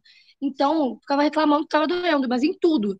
Como é que a pessoa vai saber se realmente a pessoa está sentindo dor e é uma tensão muscular natural, sei lá, por exemplo, no esternocleido aqui, ou Ah. se ela está com um processo inflamatório, talvez, não sei, isso é uma dúvida.